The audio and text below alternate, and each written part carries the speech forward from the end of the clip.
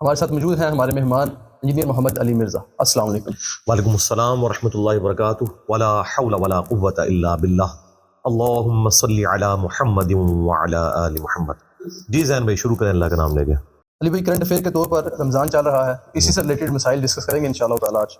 تو سب سے پہلا سوال علی بھائی روزے کی جو سحری کے متعلق ہے کہ ہمارے لوگ جو ہے وہ اذان کے وقت جو ہے وہ سحری کر رہے ہوتے ہیں، کھا پی رہے ہوتے ہیں، اور اذان کے اینڈ تک لا الہ کے اوپر جا کر پھر وہ روزہ بند کرتے ہیں. تو اس کے اوپر تھوڑا سا بتا دیں کیا یہ صحیح ہے؟ دیکھیں اس طرح تو روزہ نہیں ہوگا جان بوجھ کے اس طرح کی ایکٹیویٹی پرفارم کرنا.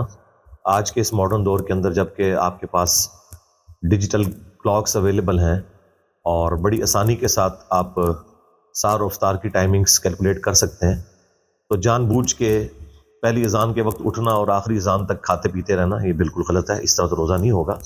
وہ ایک کیٹاسٹرافک کنڈیشن ہے. سنن ابی داؤد میں حدیث ہے کہ کوئی شخص اگر لیٹ اٹھا ہے لیکن ابھی تک ختم سحری نہیں ہوئی، مثلا ختم سحری تھی 4:30 پہ اور وہ 4:25 پہ کھانا شروع کرے اور اسی دوران اذان شروع ہو جائے، تو بس جو سامنے برتن میں موجود ہے جلدی جلدی اس سے لے لے. یہ چیز تھی جس کو لوگوں نے یہ بنا دیا کہ وہ سحری کر کے پہلے فارغ ہو جاتے ہیں اور جیسے اذانیں شروع ہوتی ہیں پانی پینا شروع کر دیتے ہیں، تو ان کا روزہ تو نہیں ہوگا بالکل. یہ ابو داؤد کی حدیث ان لوگوں کے لیے نہیں ہے، یہ ٹرانزیشن پیریڈ والے لوگوں کے لیے تھی. وقتی طور پہ ایسا کوئی معاملہ ہو جائے جبکہ آپ پہلے سے کھا رہے ہوں تو چلیں تھوڑی سی حاجت پوری کر لیں، اس سے زیادہ کچھ نہیں تھا. جی نیکسٹ. علی بھائی کیا مسکولر اور وینس جو انجیکشن ہوتے ہیں ان دونوں سے روزہ ٹوٹ جاتا ہے؟ دیکھیں صحیح بخاری میں ابن عباس کا قول ہے کہ جسم میں کوئی چیز داخل کرنے سے روزہ ٹوٹتا ہے، نکالنے سے نہیں ٹوٹتا. یعنی اگر آپ نے بلڈ ٹیسٹ کے لیے خون نکالا ہے یا کسی نے کپنگ کروائی ہے یا کسی کو خود بخود وامٹنگ آ گئی ہے تو یہ چیزیں تو روزہ نہیں توڑیں گی.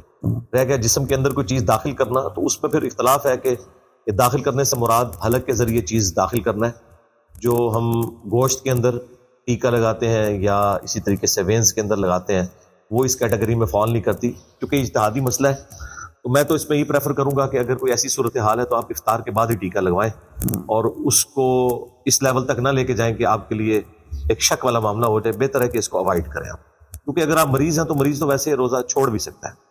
جی جس طرح آپ کہہ رہے ہیں کہ ایک جسم میں داخل کرنے سے روزہ ٹوٹ جاتا ہے اور کوئی چیز نکلنے سے روزہ نہیں ٹوٹتا، تو اس میں کیا کرنا اور خون نکلنا بھی اسی میں شامل ہوگا پھر؟ کیا اگر خود بخود آ گئی ہے پھر تو روزہ نہیں ٹوٹے گا، لیکن اگر جان بوجھ کے کیا کی ہے تو وہ پھر روزے کو توڑ دے گی. البتہ اگر کیا اتنی زیادہ آئی ہے کہ آپ نے جو کچھ کھایا تھا باہر نکل گیا اور اب شام تک روزے کا نبھانا آپ کے لیے مشکل ہو گیا، تو پھر آپ کو اجازت ہے کہ آپ روزہ افطار کر لیں اور اس کے بدلے ایک اور روزہ بعد میں رکھ لیں.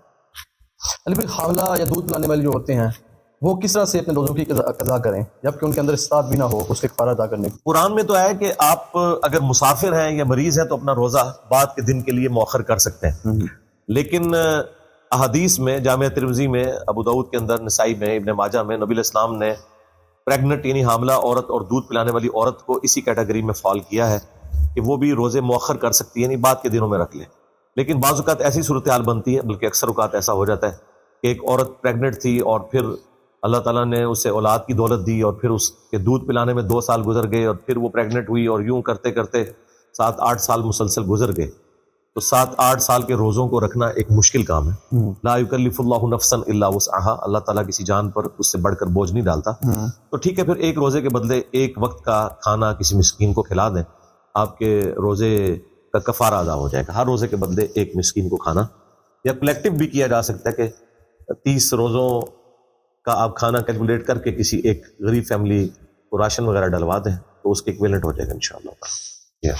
کیا حیض والی عورت بھی نماز پڑھ سکتی ہے؟ اگر پڑھ سکتی ہے تو پھر وہ رمضان کے روزوں کے دوران وہ کیا عمل کرے گی؟ نماز تو کس طرح سے ادا کرے گی؟ نماز تو نہیں پڑھ سکتی نا. صحیح مسلم میں حدیث ہے کہ سیدہ عائشہ سلام اللہ علیہا کہتی ہیں کہ نبی صلی اللہ علیہ وآلہ وسلم ہمیں حالت حیض میں چھوٹی ہوئی نمازوں کی قضا کا حکم نہیں دیتے تھے اور روزوں کی قضا کا حکم دیتے. یعنی عورتیں جو روزے چھوڑیں گی وہ تو قضا کریں گی، بعد میں رکھ نہیں سکتی حیض کے دنوں میں، اور نماز تو وہ نہیں پڑھ سکتی، ان نمازوں کی بعد میں قضا بھی نہیں ہے. یہ مسلم شریف میں موجود ہے. یعنی پھر روزے کی حالت میں کوئی ڈرامہ دیکھ سکتا ہے؟ عورتیں گھر میں دیکھتی ہیں فارغ ٹائم میں. اس کا سوال تو یوں ہونا چاہیے کہ روزہ ٹوٹ تو نہیں جائے گا، تو روزہ تو نہیں ٹوٹے گا، لیکن اگر آپ کوئی بےہودگی کے اوپر مبنی کوئی ڈرامہ دیکھ کے کوئی اس قسم کی ایکٹیویٹی پرفارم کریں کہ بعد میں اپنے خاندوں کے ساتھ ڈرامہ لگائیں تو ظاہر ہے کہ وہ تو اس کی روحانیت کو ختم کرنے والی بات ہے. سیدھی سی بات ہے. بخاری میں حدیث ہے کہ جسے روزہ بے حیائی اور برائی کے کاموں سے نہیں روکتا تو اللہ تعالیٰ کو اس کے بھوکا اور پیاسا رہنے کی کوئی حاجت نہیں ہے. ہاں آپ کوئی اچھی ڈاکومنٹری ضرور دیکھیں اپنا وقت گزارنے کے لیے. اتنا کچھ یوٹیوب کے اوپر اویلیبل ہے نالج کے اعتبار سے، وہ ضرور کریں. تو رمضان میں ایک مہینے کے لیے رخصت لے لیں ڈراموں سے اور کنسنٹریشن اپنی کریں قرآن کی طرف. قرآن ترجمے سے پڑھیں، ترجمے سے سنیں، اپنے آپ کو اس کام کے لیے وقف کریں. جی نیکسٹ.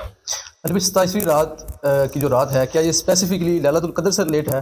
اس رات میں لوگ بڑی عبادات کر رہے ہوتے ہیں. دیکھیں بخاری مسلم میں حدیث موجود ہے کہ نبی الاسلام کے مبارک زمانے میں ایک دفعہ 21ویں رات شب قدر تھی، ایک دفعہ 27ویں بھی ہوئی. نبی الاسلام کا فرمان بخاری مسلم میں یہ ہے کہ یہ رمضان کے آخری عشرے کی طاق راتوں میں سے تلاش کرو، یعنی 21ویں، 23ویں، 25ویں اور 27ویں اور 29ویں. ویسے تو قرآن جب نازل ہوا تھا تو ان میں سے کوئی ایک ہی رات ہوگی، لیکن اللہ تعالیٰ نے مسلمانوں کو موٹیویٹ کرنے کے لیے اس رات کی سیلیبریشن کو تقسیم کر دیا ہے آخری 5 راتوں میں. کبھی اللہ تعالیٰ اسے سیلیبریٹ کرتا ہے 21ویں کو، کبھی 23ویں کو، کبھی 27ویں کو، کبھی 29ویں کو. مقصد یہ ہے کہ طاق راتوں کو آپ نے زندہ رکھنا ہے. نبی الاسلام زندہ رکھتے تھے اور اس کا قیام کریں. اور سب سے آسان قیام یہ ہے، جو مسلم میں حدیث موجود ہے کہ جو شخص عشاء کی نماز جماعت سے پڑھے اسے آدھی رات کا قیام ملے گا، اور جو صبح فجر بھی پڑھ لے جماعت کے ساتھ اسے پوری رات کا قیام مل جائے گا. اس کے علاوہ بھی عبادت کریں. اعتکاف کی عبادت بھی اسی لیے. باقی یہ کوئی نظر نہیں آنی ہوتی کوئی چیز. وہ کہتے ہیں درخت سجدے میں گر پڑتے ہیں، سمندروں کا پانی جو ہے وہ میٹھا ہو جاتا ہے. یہ بالکل جھوٹ ہے. آج کے سائنٹیفک دور میں آپ اس طرح کی باتیں کریں گے تو گورے تو کیمرے لے کے پہنچ جائیں گے. CCTV کیمرے تو سب نے لگوائے ہوئے ہیں. کبھی کوئی درخت اس طریقے سے جھکتے ہوئے نہیں کسی نے دیکھا. یہ سب فراڈ ہے. نبی الاسلام کے زمانے میں بھی صبح کے وقت جا کے صحابہ کو پتہ چلا، نبی الاسلام کو خواب دکھایا گیا تھا کہ آپ نے یہ دیکھا کہ اس رات کے بعد جو اگلی فجر ہے اس میں میرے ماتھے کے اوپر کیچڑ لگی ہوئی ہے. اور وہ بائی چانس فجر کی نماز سے تھوڑی دیر پہلے بارش ہوئی، اس کی وجہ سے مسجد نبوی کی چھت ٹپک گئی. بخاری مسلم کے الفاظ ہیں، جب نبی الاسلام نے نماز پڑھائی تو چونکہ زمین نیچے سے کچی تھی، وہ پیوڈ ہوتی تھیں اس وقت فرش وغیرہ جو ہے وہ مٹی کے، تو وہ مٹی کا نشان آپ کے ماتھے پہ لگا. جب سلام پھیرا تو صحابہ کرام کو پتہ چلا کہ اچھا جی آج شب قدر. جو کہتے ہیں نا تلاش کرو، تلاش سے مراد یہ نہیں ہے کہ اس رات کو ایکٹیویٹی ایسی ہو جانی ہے. تلاش سے مراد یہ کہ آپ نے ان راتوں میں بس عبادت کرنی ہے، بس دیٹس آل. جی. کسی شخص کی کسی عذر کی وجہ سے رمضان کے مہینے میں نماز رہ جائے تو کیا نماز نہ پڑھنے سے بھی روزے پر کوئی فرق آئے گا؟ نماز الگ سے ایک عبادت ہے، روزہ ایک الگ سے عبادت ہے. ہم نے تو بہت سارے لوگ دیکھے ہیں جو نماز نہیں پڑھتے لیکن روزہ رکھتے ہیں، شاید اس وجہ سے کہ ان کو دن کے وقت گھر میں کھانا نہیں ملے گا، ہوٹل بھی بند ہوتے ہیں. بہرحال جس وجہ سے بھی ہے الٹیمیٹلی آپ کا روزہ تو ادا ہو جائے گا. ترغیب دلانی چاہیے. بہرحال نماز چھوڑنا بہت بڑا گناہ ہے. پوری زندگی کے روزے ایک پڑھنے میں اور ایک وقت کی نماز کا ثواب ایک پڑھنے میں. نماز جیسی تو کوئی عبادت نہیں نا، یہ تو کفر اور اسلام کے درمیان فرق ہے. مسلم شریف میں حدیث ہے 246 اور اس سے بڑھ کر قرآن کی آیت ہے وَأَقِيمُوا الصَّلَاةَ وَلَا تَكُونُوا مِنَ الْمُشْرِكِينَ. دیکھنا نماز قائم کرنا، مشرک نہ ہو جانا. نماز بہت امپورٹنٹ ہے، لیکن اگر کسی کی نماز چھوٹ گئی روزہ بال اس کا ادا ہو جائے گا. اور جب اسے ٹائم ملے، بخاری مسلم میں حدیث ہے، کوئی شخص بھول جائے یا سویا رہ جائے، جیسے ہی اسے یاد ہے وہ اپنی نماز پڑھ لے، اس کے لیے نماز کا وقت وہی ہے. تراویح کے حوالے سے علی بھائی بتا دیں کہ یہ 8 رکعت پڑھنا ہی چاہیے یا 20 رکعت بھی پڑھ سکتے ہیں یا اس سے زیادہ بھی؟ تراویح کا بنیادی مقصد تو قرآن کے ساتھ قیام کرنا ہے. نبی الاسلام کی مبارک سنت ہے، آپ رمضان ہو یا غیر رمضان، بخاری مسلم میں آیا آپ 11 رکعتیں پڑھتے تھے. یہ عمومی عمل تھا. بعض کا 13 بھی پڑھتے تھے. 8 اس میں سے نوافل تھے جنہیں ہم تراویح کہتے ہیں رمضان کے دنوں میں. عام دنوں میں قیام اللیل اور 3 وتر ہوا کرتے تھے. باقی اگر کوئی اس سے زیادہ بھی پڑھتا ہے تو جائز ہے، تابعین سے ثابت ہے، کیونکہ نفلی عبادت ہے. اس میں آپ بڑھا بھی سکتے ہیں آسانی کے لیے. بعض اوقات قیام زیادہ لمبا ہو تو پاؤں میں ورم آ جاتا ہے، اس وجہ سے رکعتیں اگر کوئی زیادہ کر لیتا ہے تو جواز کی حد تک ہے. بہرحال کوشش یہی کرنی چاہیے کہ آپ 8 رکعت پڑھیں اور 3 وتر. اور مقصد ہے قرآن سننا. اور قرآن اگر آپ کو نہیں آتا تو آپ اسمارٹ فون میں ترجمے والا قرآن کھولیں اور عربی کے ساتھ پیرلل میں ترجمہ بھی دیکھتے جائیں تاکہ قرآن آپ کا کور ہو. جن مساجد کے اندر 20 تراویح ہے آپ 20 پڑھ کے ہی نکلیں تاکہ آپ کا قرآن کور ہو. یہ نہیں ہے کہ آپ 8 پڑھ کے سائڈ پہ ہو جائیں گے. رکھتے کوئی اہمیت نہیں رکھتی. اصل مقصد ہے قرآن کا سننا. تو ظاہر ہے جب آپ 20 میں قرآن کو لے کے چل رہے ہیں تو پھر 20 والی مسجد میں آپ 20 پوری پڑھ کے نکلیں، ورنہ آپ 8 والی مسجد میں چلے جائیں. صحابہ کرام سے بھی 8 سے زیادہ ثابت ہے. سنن ابی داؤد میں حدیث ہے، طلق ابن علی کسی جگہ مہمان بن کے گئے اور وہاں انہوں نے قیام اللیل کرایا رمضان شریف میں. پھر وتر کی نماز بھی پڑھ لی.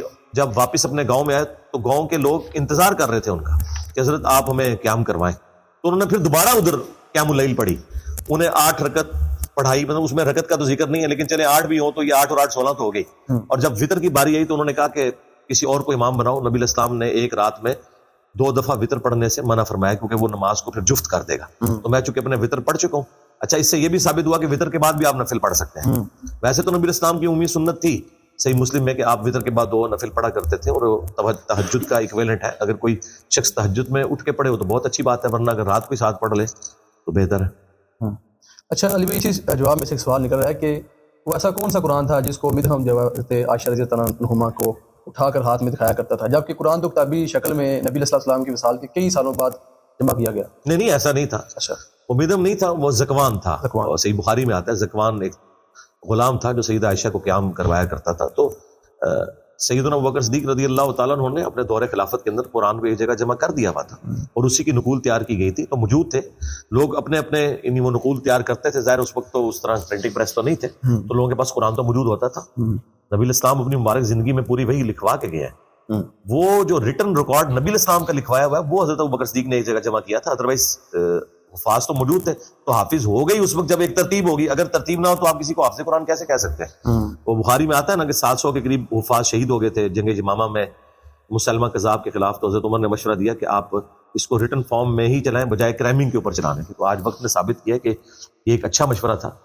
کرائمنگ بہرحال کرائمنگ ہے, اور ریٹن ریکارڈ ایک ایسی چیز ہے کہ جس کے ذریعے چیزیں آسانی سے لوگوں تک پہنچ سکتی ہیں.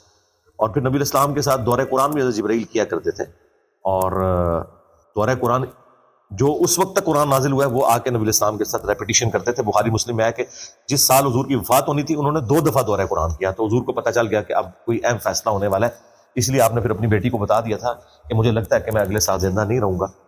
اور اسی پہ وہ رو پڑی تھی. پھر انہوں نے بشارت دی کہ میرے اہل البیت میں سب سے پہلے میری وفات کے بعد تم مجھے آ کے ملو گی. تو اس پہ وہ مسکرا پڑی تھی. اور کیا تم اس پہ خوش نہیں ہو کہ تم جنتی عورتوں کی سردار ہو؟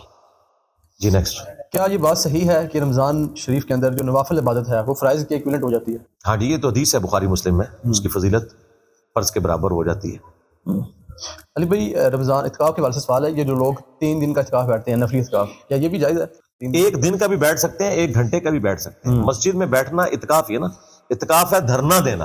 یہ یعنی پنجابی میں یا اردو میں اس کو ٹرانسلیٹ کریں نا, کسی کے در پہ جا کے بیٹھ جانا, تو وہ آپ 1 دن کے لیے بھی کریں. وہ سنت اعتکاف. نبی الاسلام نے تو 30 دن کا بھی اعتکاف کیا ہے, لیکن آپ کی جو روٹین تھی وہ 10 دن کا اعتکاف تھا. جب آپ کو اللہ تعالیٰ نے وحی کے ذریعے بتا دیا, بخاری مسلم میں آتا ہے آپ نے پہلے 10 روزے اعتکاف کیا, پھر حجرے سے سر نکالا باہر اور فرمایا کہ ان 10 دنوں میں مجھے نہیں دکھائے گی لیلۃ القدر. پھر اگلے 10 دن اور پھر اس سے اگلے 10 دن اعتکاف کیا, اور پھر آپ پوری مبارک زندگی اعتکاف کرتے تھے. یہ وہ سنت ہے جو آپ نے کبھی نہیں چھوڑی. 1 سال آپ سے چھوٹ گئی تھی تو آپ نے پھر اگلے سال 20 دن کا اعتکاف کیا تھا. تو 10 دن کا اعتکاف 3 دن کا کریں, 7 دن کا کریں, 1 دن کا کریں.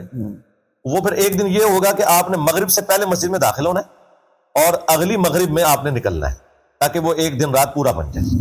ویسے اگر مطلب مغرب کے بعد بھی داخل ہو تو کوئی مسئلہ نہیں ہے, رات کا کچھ حصہ بھی آپ نے مسجد میں گزار لیا تو اس میں شمار ہوگا.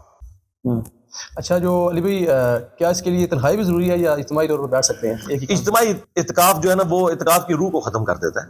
دیکھیں امہات المومنین بھی اعتکاف بیٹھتی تھی, بخاری مسلم میں ہے, ان کے بھی حجرے باقاعدہ علیحدہ بنائے جاتے تھے. یہ کنسنٹریشن والی عبادت ہے. اجتماعی اعتکاف جائز ہے, لیکن سنت یہ ہے کہ حجرہ الگ سے ہو, اور تاکہ آپ کنسنٹریشن کے ساتھ, پھر پردہ ہے, کپڑے چینج کرنے آپ نے.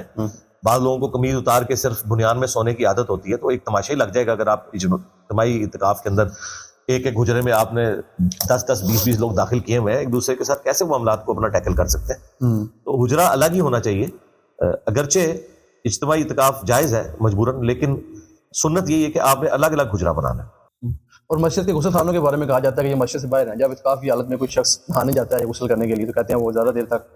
ہاں یہ بڑا ایک مت مشہور ہے, دعوت اسلامی والوں نے کی تھی, لیکن شکر ہے انہوں نے مرنے سے پہلے رجوع کر لیا ہے. الیاس قادری صاحب نے فتاوی رضویہ کے اندر موجود ہے. فنائے مسجد کے اندر داخل ہے. فنائے مسجد کہتے ہیں مسجد کی باؤنڈری میں جتنی جگہ بھی آتی ہیں, اس میں ٹوائلٹس بھی شامل ہے, پارکنگ ایریا بھی شامل ہے, جوتیوں والی جگہ بھی شامل ہے.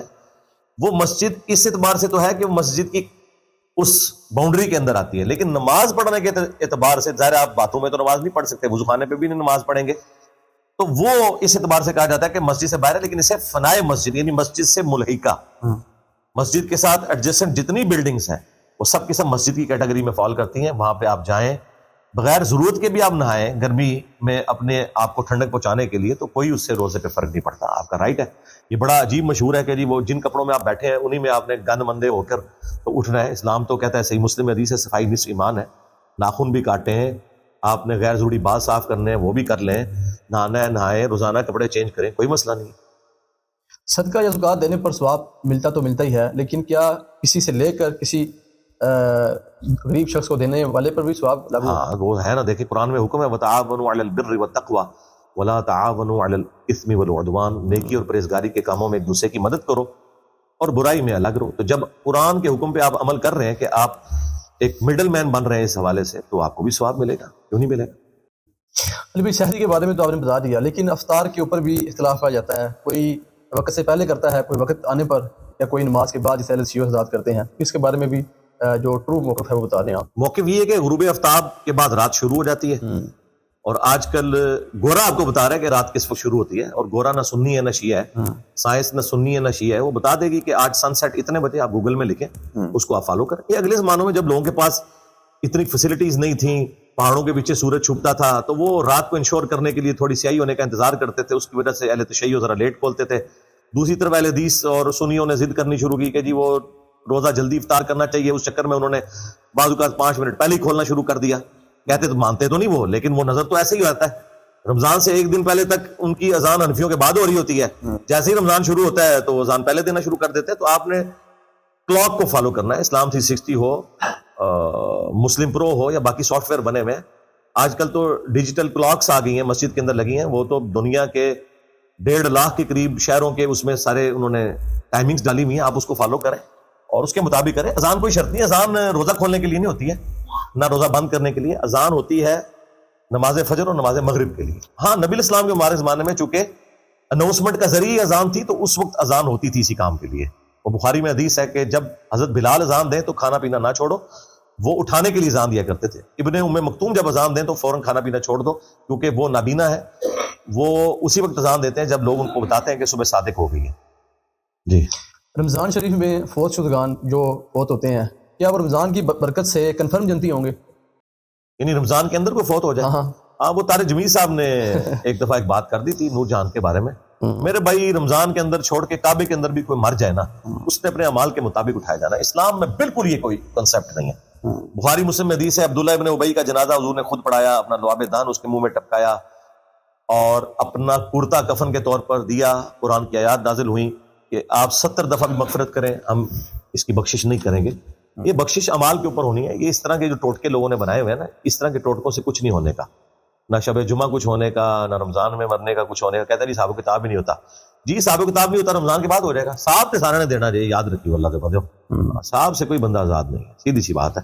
اور قیامت کے دن تو رمضان نہیں ہونا نا، قیامت کے دن تو اللہ تعالیٰ قرآن میں کہہ رہا ہے ہر شخص اکیلا اللہ کے حضور پیش ہوگا، سورہ مریم میں ہے، اور اپنے اعمال کا جواب دے ہوگا۔